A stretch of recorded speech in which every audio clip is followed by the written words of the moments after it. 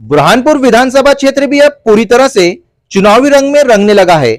यहाँ के चुनाव बड़े ही रोमांचक होने वाले हैं। साथ ही निर्दलीय प्रत्याशियों के चुनावी मैदान में उतरने से चुनावी समीकरण बदलते नजर आ रहे हैं। फॉर्म उठाने के साथ साथ नामांकन दाखिल करने का दौर शुरू हो गया है।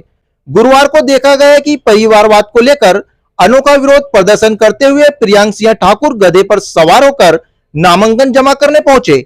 वहीं कांग्रेस प्रत्याशी ठाकुर सुरेंद्र सिंह भी अपना नामांकन फॉर्म दाखिल करने बैलगाड़ी पर सवार होकर पहुंचे। वहीं भाजपा प्रत्याशी अर्चना चिटनिस ने अचानक नामांकन दाखिल कर सबको चौंकाया। भाजपा से बगावत कर मां का आशीर्वाद लेकर हर्षवर्धन सिंह चौहान ने निर्दलीय फॉर्म जमा किया।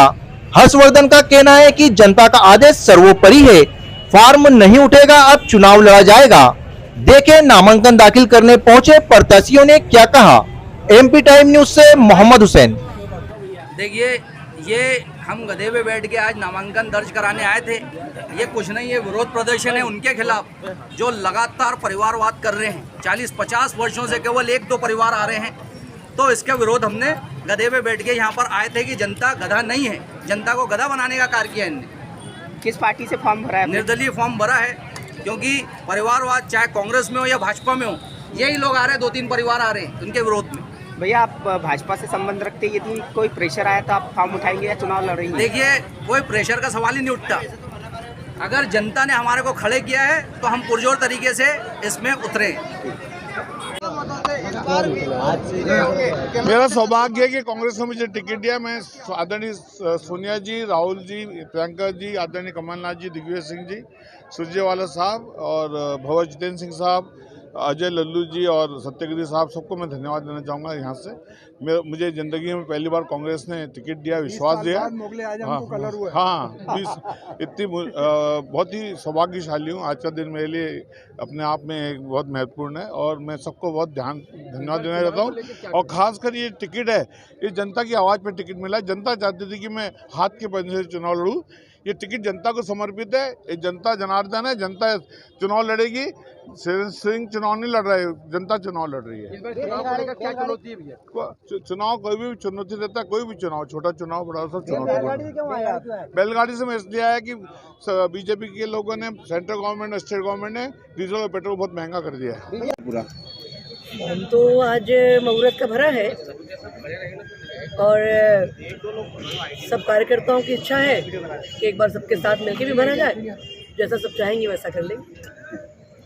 प्रचंड बहुमत से भारतीय जनता पार्टी बुरहानपुर भी जीतेगी, नेपा भी जीतेगी और मध्य प्रदेश में सरकार भी बनाएगी। 2018 की चुनौती फिर सामने आ रही है। निर्दलीय विधायक सुरेंद्र सिंह भी कांग्रेस से प्रत्याशी आपके सामने, चुनौती है ये?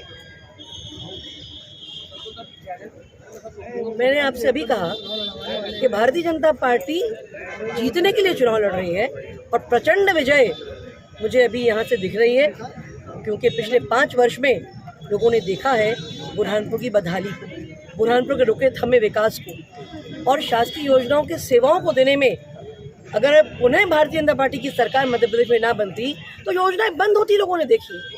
अब सब चाहते हैं कि देश में जैसे मोदी जी की सरकार है, मध्य प्रदेश में जैसे भारतीय जनता पार्टी की सरकार है, उसी तारतम्य में हमारा जिला भारतीय जनता पार्टी के साथ चलेगा, क्योंकि बुरहानपुर विकास के लिए तड़प रहा है। बुरहानपुर आगे बढ़ने के लिए मतलब ये 5 साल तिल कर हमने काटे और निश्चित तौर पर ये जीत किसी व्यक्ति की नहीं, ये जीत बुरहानपुर की जीत है। जनता का आदेश था, इसलिए नामांकन दाखिल किया।